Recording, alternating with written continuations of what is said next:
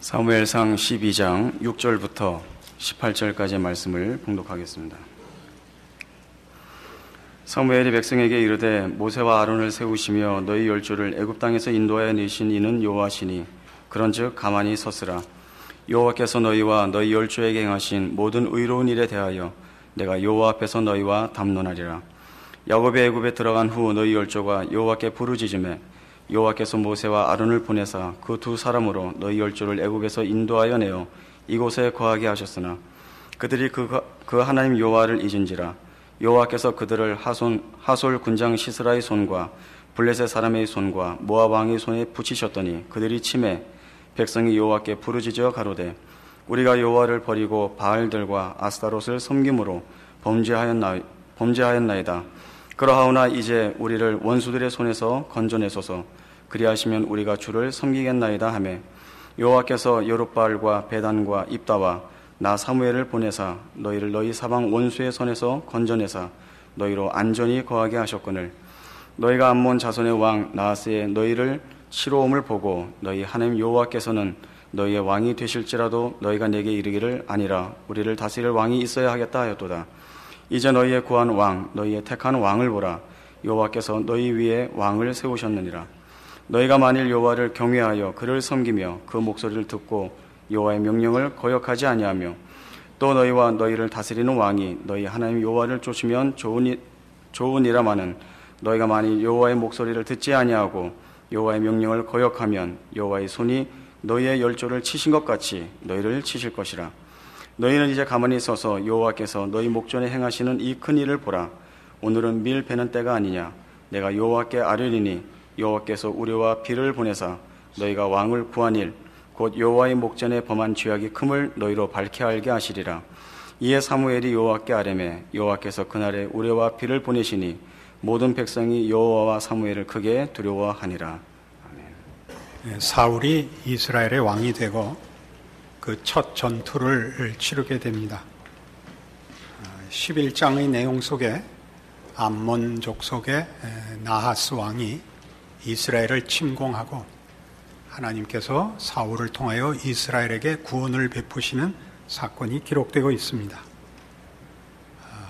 그러나 이 사울 왕의 왕으로서의 첫 전투의 승리와 그것이 가지는 의미에 대한 이해는 우리가 보통 예상하는 것과는 판이합니다. 우리는 이스라엘의 왕이 생기고 그 왕이 하나님의 인도하심을 받아 이스라엘을 구했구나라고 지레 짐작할 수 있는데 오늘 우리가 택한 본문 속에서 이 사건이 가지는 의미는 전혀 다르게 설명되고 있습니다. 먼저 6절 말씀 보시면 사무엘이 백성에게 이르되 모세와 아론을 세우시며 너희 열조를 애굽 땅에서 인도하여 내신 이는 여호와시니 그런즉 가만히 섰으라. 여호와께서 너희와 너희 열조에게 행하신 모든 의로운 일에 대하여 내가 여호와 앞에서 너희와 담론하리라. 이렇게 이스라엘 백성 앞에 사무엘이 이 암몬 족속을 물리친 이 전투의 승리가 가지는 의미를 이제 설명하려고 합니다. 그는 이 설명을 하는 데 있어서 서두에 분명하게 이스라엘이라는 백성이 또는 이스라엘이라는 나라가 성립하게 된 그 이유가 근거가 하나님의 구원하심 때문이었다라고 못을 받고 있습니다. 8절입니다. 야곱이 애굽에 들어간 후 너희 열조가 여호와께 부르짖으매 여호와께서 모세와 아론을 보내사 그 두 사람으로 너희 열조를 애굽에서 인도하여 내어 이것에 거하게 하셨으나 그들이 그 하나님 여호와를 잊은지라. 여호와께서 그들을 하솔 군장 시스라의 손과 블레셋 사람의 손과 모압 왕의 손에 붙이셨더니 그들이 치매 백성이 여호와께 부르짖어 가로되 우리가 여호와를 버리고 바알들과 아스타롯을 섬김으로 범죄하였나이다. 그러하오나 이제 우리를 원수들의 손에서 건져내소서. 그리하시면 우리가 주를 섬기겠나이다. 짤막하게 출애굽과 또 사사 시대를 언급하여 이스라엘 백성이 하나님의 백성으로 성립하게 된 그 근거와 또 하나님의 백성으로 살아가는 일에 하나님께서 어떻게 이스라엘 백성들을 지키시고 또 그 관계를 이어오셨는가를 설명합니다. 그것은 뭐냐 하면 우리 출애굽기 19장 5절과 6절에서 본 바와 같이 세계가 다 내게 속하였나니 너희가 내 말을 듣고 나를 섬기고 내 율법을 따라 순종하면 너희는 내게 대하여 제사장 나라가 되고 거룩한 백성이 되리라 라고 하신 약속의 그 연장입니다. 이스라엘이라는 나라는, 그 백성은 다른 열방과 구별되는 나라입니다. 그들은 하나님의 백성이며 제사장 나라입니다. 이 이스라엘이라는 나라는 그 정체성에 있어서, 그 책임에 있어서 하나님의 통치 아래에 있는 나라이며, 그래서 하나님의 통치 속에 사는 백성의 복된 것들, 즉 거룩함으로 증언해야 되는 책임을 가지고 있는 백성입니다.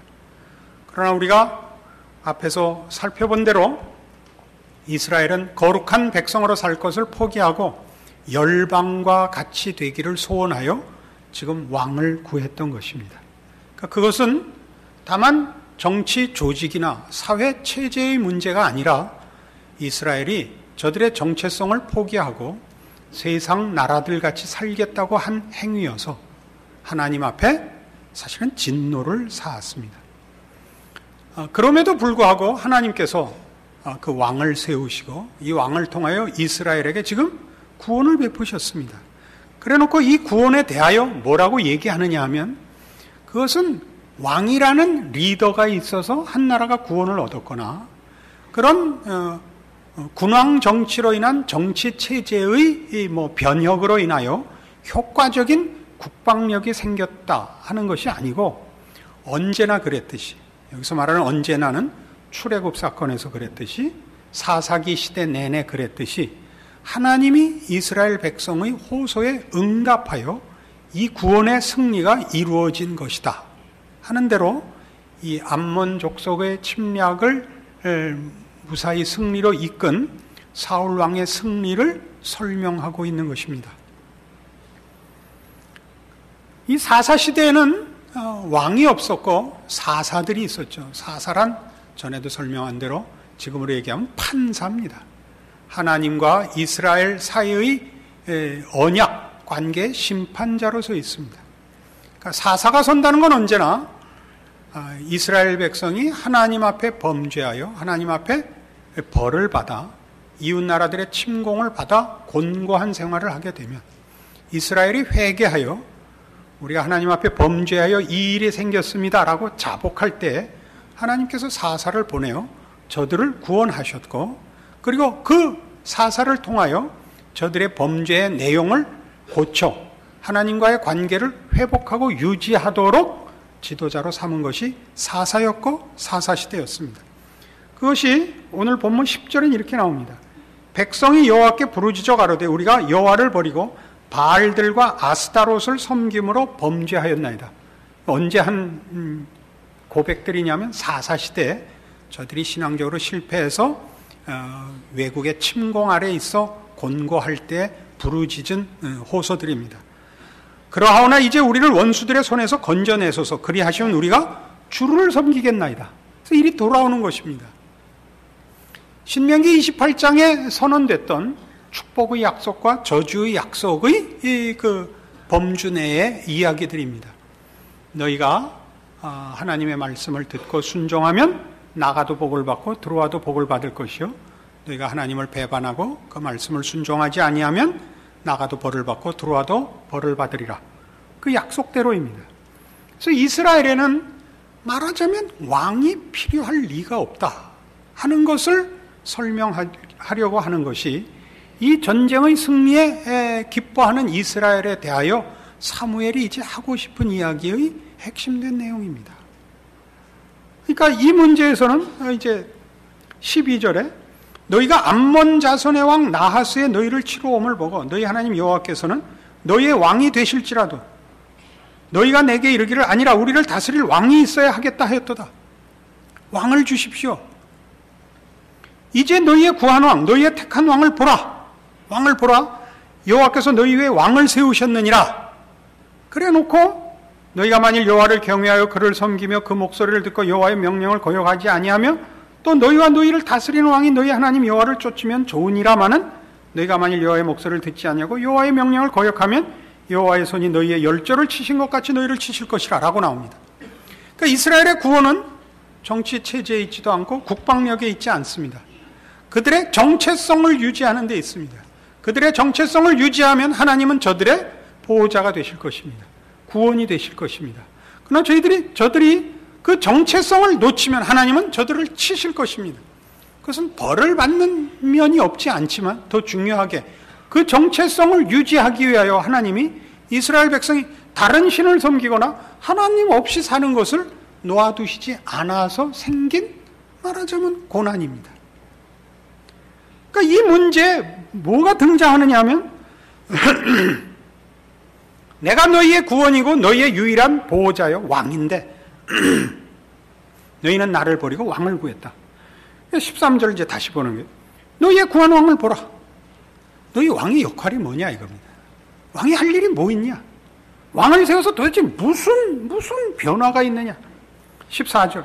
너희가 만일 여호와를 경외하여 그를 섬기며 그 목소리를 듣고 여호와의 명령을 거역하지 아니하면 너희에게 복이 될 것이다 이거예요.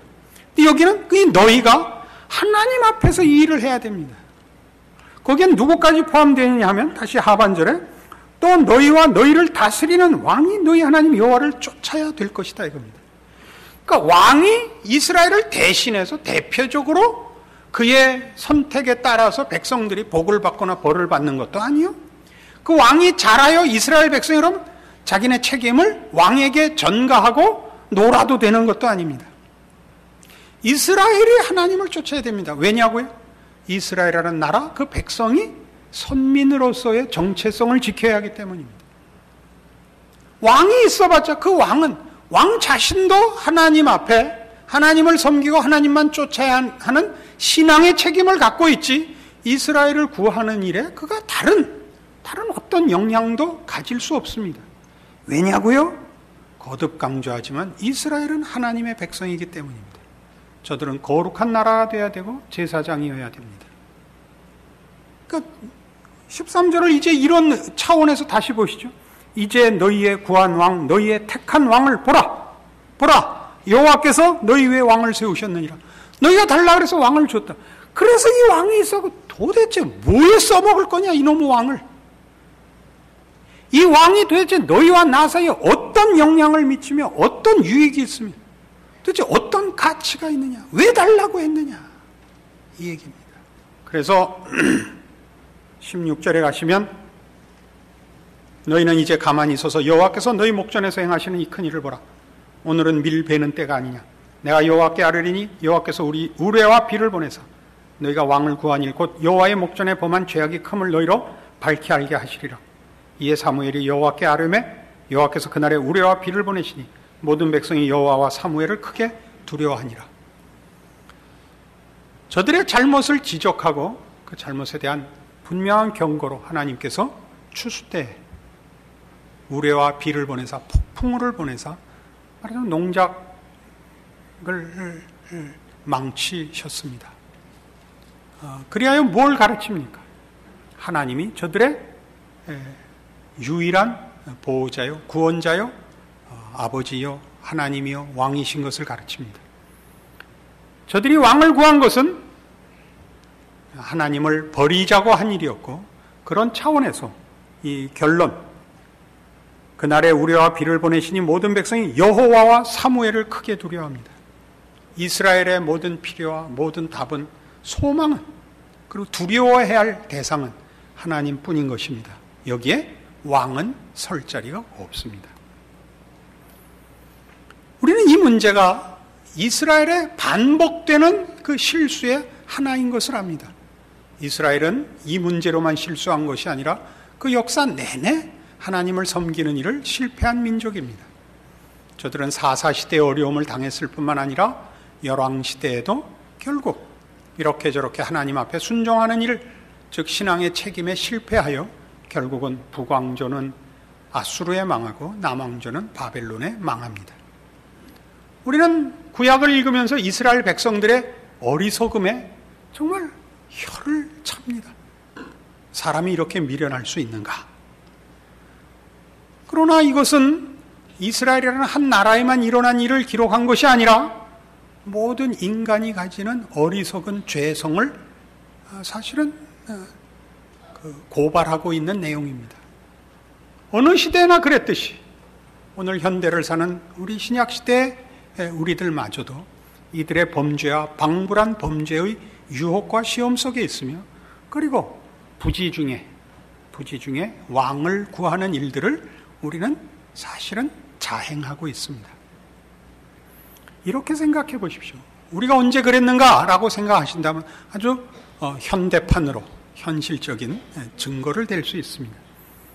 우리는 우리 자녀가 좋은 대학 가기를 기를 쓰고 목숨을 걸고 노력을 합니다. 왜 그러죠? 그게 왕이기 때문입니다. 이 세상에서 좋은 학교를 나온다는 것은 이 나라에서 사는 한 죽을 때까지 영향을 미칩니다. 그러나 사실 생각해보면 우리 자식이 좋은 학교를 나오고 건강하고 출세해야 되는 것들은 다 말하자면 궁극적으로 잘 살기 위함이요, 진정한 복을 위함입니다. 잘 살고 복을 받는 것은 영적인 문제라는 것을 신자라면 다 공감합니다. 우리가 만일 그걸 놓친다면 우리는 신자가 아니고 그저 세상 사람일 뿐입니다. 우린 기독교 신자로서 말하자면 하나님께서 온천하의 주인이시고 인간의 운명을 쥐고 계신다는 것을 고백하면서도 왕을 구합니다. 도대체 왜 그럴까요? 신앙상의 모든 문제는 이겁니다. 하나님과 나와의 관계성과 하나님 앞에서 우리의 정체성을 지키는 싸움입니다. 그러나 우리는 하나님을 동원해서 이 세상에서 쉽게 사는 것으로 그 신앙을 타협합니다. 근데 그것을 하나님께 이 보장을 받아내는 것에 신앙을 다 써먹어 버립니다. 하나님을 더 이상 찾지 않아도 되는 그런 보호막, 그런 장치, 그런 보험을 요구하는 것이 우리의 신앙이 추구하는 것이 되고, 하나님을 찾아갈 필요가 없는 삶을 사는 것을 복이라고 생각을 합니다. 여러분, 우리 자녀가 잘 되는 데 대해서 저는 불만이 없습니다. 다 좋은 대학 들어가고, 다 성공하고, 다 잘생기고, 건강하고, 시집장가 잘 가고, 애 많이 낳고, 큰 소리 치고 살기를 원합니다. 그러나 그게 전부라면 우리는 이스라엘 민족을 놀릴 수가 없습니다. 그건 열방이 그랬던 것입니다. 우리가 가지는 신앙 고백을 세상적인 성공을 위해서 요구하지 않았습니다. 안 그렇습니까? 여러분 중에 물론 고생을 하신 분들도 많을 테고 또 성공하신 분들도 많을 것입니다. 우리가 확인한 것은 뭐냐면 우리가 고생을 했든 성공을 했든 세상 것으로는 우리의 영적 욕구를 만족시킬 수 없다는 영적인 갈급함이 우리로 예수를 만나게 했고, 모든 것을 희생해서라도 예수 안에서 하나님의 자녀가 되는 이 일만은 놓지 않겠다가 오늘 우리가 갖고 있는 신앙 고백의 본질입니다. 그러나 이 신앙 고백이 그래서 하나님의 백성으로 사는 일에 동원되고, 그래서 하나님 앞에서 나를 확인하는 일로 우리의 인생 속에서 현실로 이해되고 부단한 그 영적 싸움으로 가지 않고 무언가 제3의 그 체제, 보장 같은 것들로 하나님과 더 이상 씨름하지 않아도 되는 삶, 하나님 앞에서 엎드려 울지 않아도 되는 인생으로 우리를 왜곡시키고 있는데 우리가 모두 지고 있다는 현실입니다. 여러분 자녀가 잘 되고 여러분이 건강하고 여러분의 삶의 승리가 있으면 여러분은 어떻게 될 것 같습니까? 원색적으로 얘기해서 그러면 다 하나님을 잊는다 이 얘기를 하려는 것이 아니라, 그렇게 됨으로써 우리는 하나님 앞에서 치열한 신앙생활을 안 하게 될 것은 자명합니다. 그리고 우리가 가진 신앙상의 진정한 싸움을 이 형통함으로 보상을 받았다고 생각을 해서 내가 하나님의 백성답게, 하나님의 자녀답게, 하나님의 통치 아래서 신앙을 유지하는 거룩한 인생의 정체성을 유지하고 있는가, 싸우고 있는가, 포기하지 않고 있는가 하는 일들은 어느 틈에 내 문제가 아니게 됩니다. 우리는 이 보장의 싸움을 하게 됩니다. 그러니까 끊임없이 이런 소원이 나오죠. 하나님, 이번에 이 일만 다 해주시면 제가 하나님 앞에 이렇게 갚겠습니다. 옛날에 그 허장강 씨가 했던 소원입니다. 청계천에 잠수함만 들어오면 마담, 다이아몬드가 문제겠어? 그랬더니 유명한 잠언입니다. 우리 모두가 거기에서 하나도 더 나가 있지 않은 겁니다. 예수를 믿는다는 게 하나도 나은 것 없이 하나님 이렇게만 해주시면, 하나님하고 나하고 거래를 하고 있을 뿐이지 하나님의 존귀하심과 거룩하심이 나라는 존재와 신앙에서 어느 것 하나도 구현되는 것이 없고 어느 것 하나도 치열한 영적 싸움으로 우리에게 현실적인 삶이 되질 않고 있습니다. 언제나 이 싸움을 할 뿐입니다. 왕을 주십시오. 이게 문제입니다. 이 싸움은 지금 이렇게 잘 살게 해달라, 성공하게 해달라, 귀하게 해달라 그러니까 그게 세속적인 거라고 생각을 하시겠죠? 이게 명분이 있는데도 나타납니다. 여러분, 신앙상에 무슨 헌신이 있거나 또는 기도를 많이 하거나 하는 것도 굉장히 위험할 때가 있습니다.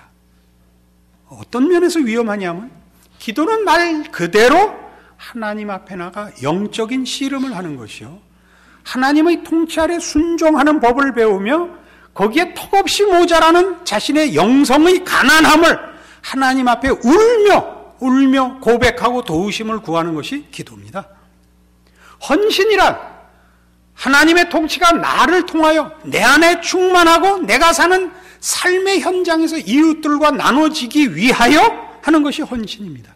그러나 이것이 기도로 내 할 일이 다 되고 헌신으로 나의 신앙생활이 다 됐다고 생각을 하면 하나님과 나와의 직접적인 관계, 이 정체성을 확인하며 하나님과 나와의 관계성을 확인하는 일들은 기도나 헌신이라는 보호막 속에 하나님과 격리된 물건으로 따로 남게 됩니다. 참으로 무서운 신앙상의 싸움거리들입니다. 우리는 마태복음 6장에서 이런 중요한 예수님의 가르침을 배우고 있는데, 여기 오늘 우리가 생각하는 문제에 아주 실제적인 그 내용이 드러납니다. 마태복음 6장 30절입니다. 오늘 있다가 내일 아궁이에 던지우는 들풀도 하나님이 이렇게 입히시거든 하물며 너희일까 보냐? 믿음이 적은 자들아. 그러므로 염려하여 이르기를 무엇을 먹을까, 무엇을 마실까, 무엇을 입을까 하지 말라. 이는 다 이방인들이 구하는 것이라. 너희 천부께서 이 모든 것이 너희에게 있어야 할 줄을 아시느니라. 너희는 먼저 그의 나라와 그의 의를 구하라. 그리하면 이 모든 것을 너희에게 더하시리라. 이 33절의 성경 말씀은 모든 성도들이 아주 즐겨 암송하는 구절일 것입니다. 그러나 이것은 그 의미가 꽤 어렵습니다. 먹고 사는 일에 전전긍긍하지 말고 하나님께 내 삶을 다 맡기고 너는 하나님의 사람으로 살아라. 맞습니다. 근데 그 하나님의 사람으로 사는 것이 조금 전에 얘기한 것 같이 기도하고 헌신하고 봉사해서 그렇게 해서 다 되는 정도의 간단한 문제가 아닙니다. 저는 종종 어떤 사업을 시작하는 분들의 그 개업식에 요청을 받습니다. 요청하는 이유는 물론 다 이렇게 간절한 것입니다. 잘 되게 해주십시오. 하나님 앞에 복 받게 해주십시오. 저도 마땅히 복을 빌러갑니다. 잘 되기를 바랍니다. 그러나 신앙을 담보로 해서 내 사업이 잘 되어 그 잘된 것으로 하나님 앞에 무엇을 바치겠다고 하는 것은 신앙이 아닙니다. 그것도 귀한 것입니다. 그러나 그 서두에 제가 이미 예를 들었습니다. 그런 것들은 우리의 정체성이나 하나님과의 관계가 하나의 사업이나 다른 것으로 이렇게 한 치 건너 두 치라고 밀려나서 치열한 영적인 자기 확인이라는 것이 하나님과의 관계에서 차단됩니다. 그건 조심하셔야 됩니다. 잘 되고 못 되고의 문제가 아니라 언제나 이 문제는 우리가 신경 써야 됩니다. 거기 가서 제가 하는 얘기는 이겁니다. 사업을 해서 신앙이라는 이름으로 성공을 하고 승리를 해야 신앙이 증명되는 것이 아니라, 사업이라는 것은 다른 모든 삶의 형태와 마찬가지로 하나님을 믿는 하나님의 백성이 제사장으로서 하나님을 모르는 사람들과 만나는 장으로서 부름을 받는 데입니다. 그것이 음식점이냐, 그것이 공장이냐, 거기가 무슨 회사냐, 이런 건 형태는 그 사실은 별 문제가 아닙니다. 거기서 만나는 사람들 앞에 여러분은 하나님의 사람이어야 됩니다. 아주 쉽게 여러분은 성실하시고 정직하셔야 되며 하나님을 모시는 자답게 살아야 합니다. 이것이 우리가 그의 나라와 의를 구하는 것입니다. 하나님의 통치에 우리를 순종시키는 것이요, 그 사업 자체의 성공이 아니라 그 사업으로 인하여 세상과 만나게 되는 그 기회들을 하나님 앞에 바칠 줄 알아야 됩니다. 거기서 기도하고 전도지 돌리라는 거 아닙니다. 그건 아닙니다. 그렇게 해서 여러분의 책임을 다른 것으로 떠넘기시면 그것도 다 왕이 됩니다. 왕에게 넘기는 겁니다. 무슨 말인지 아시겠습니까? 전도지를 돌림으로써 나는 나 할 일을 다 한 게 됩니다. 왕을 세움으로써 왕한테 우리의 책임을 다 넘길 수 없듯이 말입니다. 왕에 의해서 이스라엘이 왔다 갔다 하는 것이 아니라 왕은 이스라엘 전체를 상징하고 있을 뿐입니다. 앞으로 계속 보겠지만. 그러니까 우리 모두의 신앙적인 싸움은 언제나 무엇으로도 방해받거나 차단될 수 없는 하나님 앞에서 나라는 직접적이고 개인적인 관계에서의 책임입니다. 우리는 쉽게 이 일을 승리할 거라고 장담할 수 없습니다. 그러나 이 일을 포기하거나 이 일을 놓치고 있어서는 안 됩니다. 우리는 매일 우리의 삶의 현장에서, 여러분이 말하자면 의사든지, 여러분이 무슨 어렵게 시장에서 조그만 나무를 팔든지 간에 여러분의 삶 속에 타인과 만나지 않는 사람은 없습니다. 세상과 만나지 않는 인생은 없습니다. 거기서 여러분은 제사장이어야 된다고요. 하나님의 통치가 증거되는 거룩한 백성, 제사장 나라여야 한다고요. 이것이 말하자면 이스라엘이 실패한 것이요, 우리가 인류가 거듭해서 실패하고 늘 시험에 지는 본질적인 내용입니다. 우리가 먹고 사는 일을 걱정하지 않아야 된다는 것이 우리가 준비를 안 해도 되고 아무 노력을 안 해도 된다, 이런 얘기를 하는 거 아닙니다. 우리는 열심히 우리 인생을 살아야 합니다. 그러나 다만 먹고 살기 위해서 열심히가 아니라 우리에게 허락된 인생을, 나의 존재가 시간과 공간 속에 점하고 있는 그 자리에서 하나님이 만나게 하시는 모든 영혼들 앞에서 하나님이 누구신가를 증언하는 존재라는 걸 잊지 않아야 된다는 뜻입니다. 이것을 무엇으로든지 떠넘기면 그것은 이스라엘이 실패한 왕을 구한 행위가 됩니다. 하나님을 왕으로 삼지 않고 무엇인가에 떠넘겨 하나님의 자녀로서 가져야 하는 정체성을 다른 일에 떠넘겨 스스로의 책임을 회피한 행위가 되는 것입니다. 이것이 큰 범죄가 되는 것입니다. 그러나 뒤집어 역으로 얘기하자면 우리는 누구도 하나님의 자녀로 사는 일을 방해받을 수 없습니다. 어떤 어려운 환경과 조건 속에 있다 할지라도 우리가 기독교를 핍박하고 예수 믿는 것을 박해하는 시대와 사회 속에 산다 할지라도, 또 우리가 실패하고 병들고 가장 낮은 자리에 있다 할지라도 언제든지 우리는 나의 하나님 아버지라는 기도를 할 수 있고, 어느 때나 내가 여기 있다, 내가 너를 위해 내 아들을 보냈는데 무슨 걱정을 하느냐라는 하나님의 음성을 거듭 반복해서 들을 수 있습니다. 우리의 신앙적인 싸움의 오늘날 현주소는 바로 이 이스라엘의 실패의 반복에 불과합니다. 여러분 모두가 여러분 하나의 존재와 여러분 삶을 통하여 하나님이 영광 받으시며 여러분의 기적의 생애를 약속하고 있다는 것을 기억하는 신앙의 승리가 필요합니다. 신앙의 승리가 필요합니다. 오직 하나님만 섬기며 그를 의지하여 살면 말 그대로 나가도 복을 받고 들어와도 복을 받으며 여러분 아이가 대학을 떨어져도 복을 받고 또 나쁜 거 뭐 있습니까? 병들어도 복을 받을 것이며 여러분이 하나님을 외면하면 여러분 자식이 좋은 학교 들어가도 망할 것이요. 여러분이 대통령 이미 됐으니까 대통령 뭐 할까요? 아버지가 돼도 벌을 받을 것입니다. 이 성경이 우리에게 가르치는 만고불변의 진리요. 우리의 신앙 고백의 내용입니다. 이 신앙 고백을 지켜내시는 여러분들의 생애가 되시기를 바랍니다. 기도하십시다. 하나님 아버지 은혜를 감사합니다. 우리의 삶과 존재 그리고 영원한 소망과 운명과 가치와 자랑과 승리에 하나님을 빼놓고 얻을 수 있는 것은 하나도 없습니다. 우리의 신앙 고백은 분명합니다. 예수 그리스도 안에서 우리를 찾아오신 하나님만이 우리 아버지시며 우리의 소원이시며 우리의 자랑이며 우리의 행복입니다. 이 믿음과 이 고백대로 우리의 삶을 주 앞에 바치고 우리의 처한 자리에서 형편에서 주를 섬기는 자로 세상 앞에 서도록 축복하여 주시옵소서. 예수님 이름으로 기도합니다. 아멘.